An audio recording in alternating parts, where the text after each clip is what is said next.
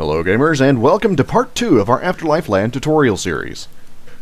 In this portion of the series, we're going to be going over check-in and setup.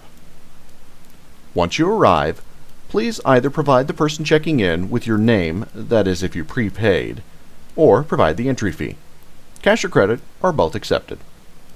You will, in return, receive a wristband. Please make sure to hang on to this, as this is how we can tell if you've paid. If you're seen without one, you run the chance of being asked to provide proof of payment. If none can be provided, it's either pay again or you'll be asked to leave. Feel free at this point to cart in your gear. Now, we don't have assigned seats, so feel free to grab a chair anywhere you fancy. However, if someone does say that they are saving 1 or 2 chairs, you might try to find an alternate chair just as a courtesy. If any problems should arise, please see one of our support staff. Now, it's time for setup. Go ahead and plop your system down anywhere. I personally suggest having it perpendicular to you or on the floor to save on usable table width. When we are at full capacity, table space is at a premium. On the table is provided an Ethernet cable. Just grab it and plop it right in. On the floor, you'll notice that there is a triple tap plug. Do not, under any circumstances, plug your computer directly into the triple tap. The triple taps are instead for the power strip you brought with you.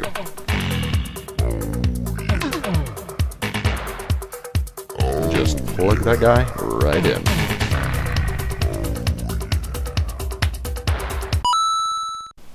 Then, you can plug your devices into the power strip and connect your power back to your PC. Don't forget to plug your keyboard, and don't forget to plug in your mouse. Lastly, if you don't have anything appearing on your screen, please check your connections and make sure your monitor is plugged in before contacting support staff. Now that your computer is completely hooked up, go ahead and boot into your operating system. Once everything is booted up, please verify that you do have a valid internet connection. If you have any issues with your internet connection, please verify that you do not have any custom DNS settings put in your networking options. As we are running our own DNS server on premise, if you have custom DNS settings, this will interfere with your ability to access our intranet site. Once you have verified that you do indeed have a valid internet connection, please open up a web browser and enter in the URL lan.afterlifelan.com. This will bring you to our intranet site. Here you will find all of the needed information and files to be able to access everything at the LAN. On the main page, you will notice we have a servers box. As individuals throw up their own dedicated servers, or as the staff throw up official servers, this list will be populated with server names, descriptions, game type, IP address, as well as who it's hosted by. If you are wanting to go ahead and supply your own dedicated server to the list, so you can play with friends, then you just simply click the Submit button. This will bring up a Google Doc, where you just fill in the information. Shortly thereafter, it will be supplied to the server list. This list will refresh every minute, so you won't miss out on any new additions. You'll also notice it'll have our Wi-Fi password listed and the SSID. Below that, you'll notice we have a roster sign up. If you have gaming tags that you want to be able to share with the rest of the community to add to your friends list, simply click the roster sign up and fill out the form and click submit. If you wish to see a list of all the other gamers, simply click the game roster button, and this will bring up a spreadsheet with everybody's usernames. For the tournaments that we have, you can simply click the tournament sign up button, and this will bring up another form which you can fill out and will add you to the tournament list.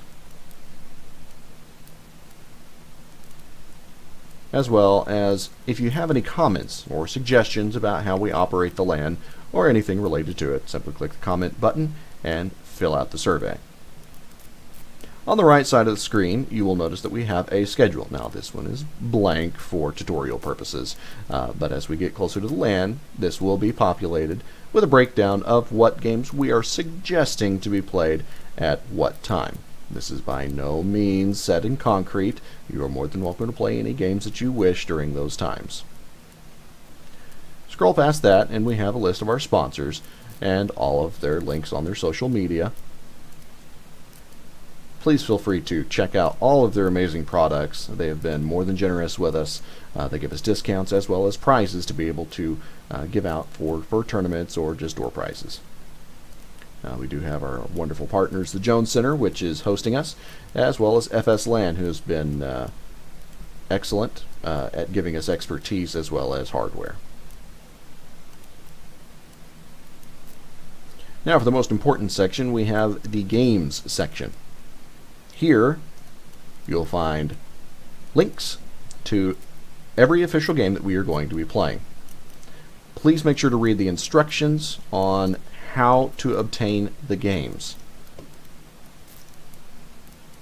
Once you've read those, you'll notice we have a list of all the games in alphabetical order.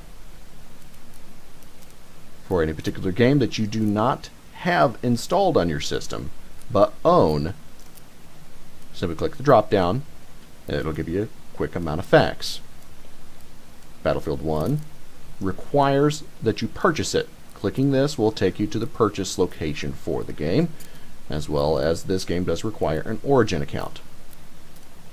To actually get the game, simply click the download button. This will give you a bf1.torrent file. We are running our own local tracker. You will need a torrenting program. You'll notice over here on the left side we have a Deluge button. You can click on that and that will download Deluge to your computer. Just simply install the program and double click on the bf1.torrent file. This will automatically start downloading the game to your computer. Once it's finished, unzip it and follow the installation instructions, which you can find underneath the FAQ section. Some of these games will require specialized tools. We do have those tools available over here on the left side, such as WinRAR, which is used to unzip many of the games as they are zipped for torrenting purposes. Notepad++ will provide you the ability to read .nfo files, which are often accompanying with many of the game downloads. Daemon Tools will allow you to mount ISOs of various games for installation. And we do run our own TeamSpeak server locally on the LAN. Simply download the one appropriate for your computer. Links for our TeamSpeak server will be underneath the servers list on the home page.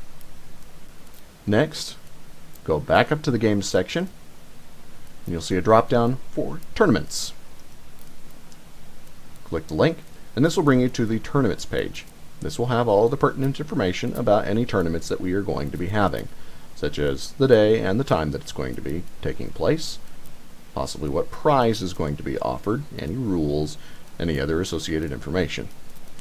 If available, we will also have the brackets available for viewing for each game. Once the tournament is finished, we will make sure and publish the results. Obviously these are blank, as this is just for the tutorial video. If you've missed signing up under the home page of the tournaments, you can simply click the submit button and it will take you to the tournament sign up page. Sign up for a particular tournament will close no more than 15 minutes before the game.